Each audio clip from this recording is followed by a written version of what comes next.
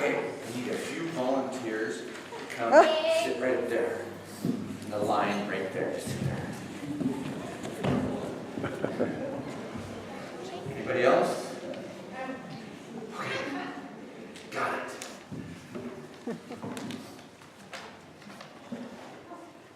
Buenos dias, boys and girls. How is everybody today? Buenos días. Hola, niños. You look marvelous today. Simply marvelous.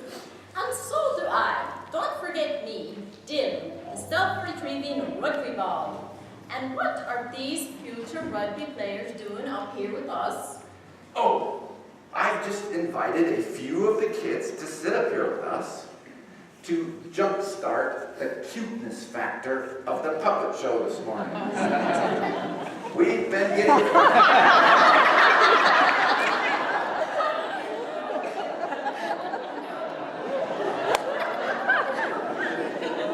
We've been getting feedback that there's too much hooting and hollering and not enough cuting and crawlering.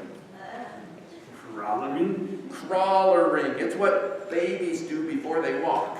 They look cute and they crawl.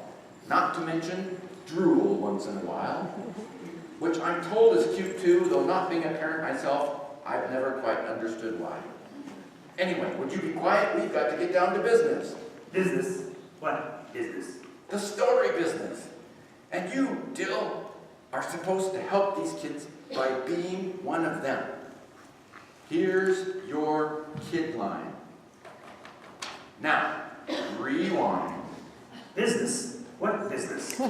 The story business. Yeah, tell us a story. Tell us a story, Barnabas. Okay. Ow, stop that. Move over. Okay, but you'll have to settle down and be quiet.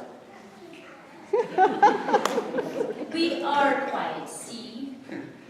I mean quiet and calm. Wrestling and punching and poking,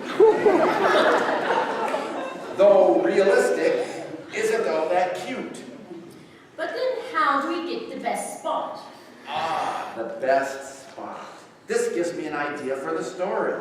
The story of early on, back when I first learned about Jesus. Once, back in the rainforests of Bolivia. Where Barnabas, Olivia, and I all come from.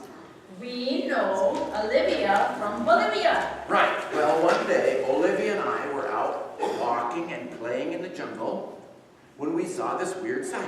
A flock of jungle chickens out for a walk. Olivia's kind of people? You've told this story before, Barnabas. Exactly. But what's so weird about jungle chickens? Out for a walk? Nothing, except they were in perfect order, from biggest to smallest, as if someone had lined them up with a ruler.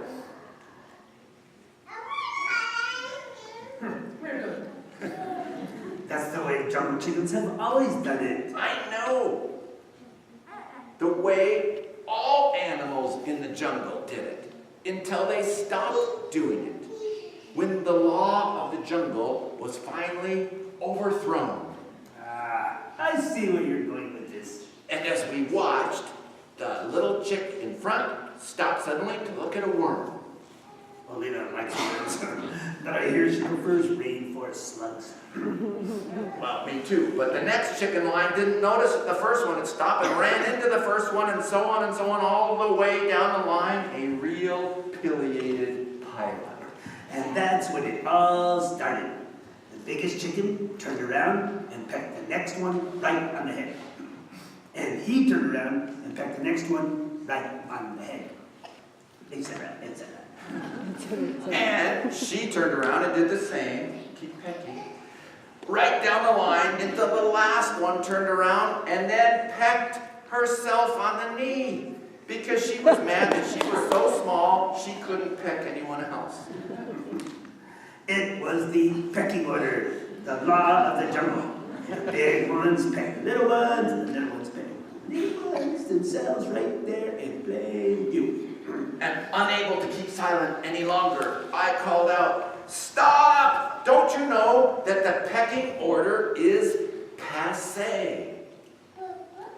And they said, Beep, beep, beep, beep, beep, beep, beep, beep, beep, beep. which meant, how are we supposed to keep order in the universe, let alone order in the little chicken line in the jungle here, without the pecking order? Without it, there would be chaos. And I said, "Quite untrue, Chicky-Doo. Haven't you heard about Jesus?" You've told the story before, Barnabas, about the time you first learned about Jesus, when some neighbors started having a bird Bible study in your tree, and you listened in and heard the stories of Jesus for the first time, and it changed your life, and soon it was changing lives throughout the jungle, including mine. Exactly. And since I had recently learned about Jesus, I did some quick jungle discipleship with those chicks. You said, "Hey, stop pecking. Haven't you heard that Jesus the Messiah has come and that the pecking order is complete?" Now, we all follow the loving order. Exactly. So I said, instead of pecking to get your place, you simply follow the rule of love. You do the loving thing. It's not that hard. And the chicks said, Beep, beep, beep, beep, beep, beep, beep, beep, beep, beep. Which meant, but how are we supposed to know what the loving thing is? Somehow it sounds less normal than pecking. and I said, but if you do it like Olivia and I have started to do, you'll see that it can become normal, and that gospel normal is actually a more wonderful normal than normal. Is that what you guys do? We try. Is that what other species do too? Like llamas and wombats and people and countries? We try with the help of God. Then I will too. We will too. Us chicks and us kids. I think we kids get the point of your story, Barnabas. No more pinching and punching to get the best spot. And from now on, no more pecking order. Instead, it's all the loving order. Now, onward chicks, onward kids. After you. And now, is this another great day to be responding to Jesus' call?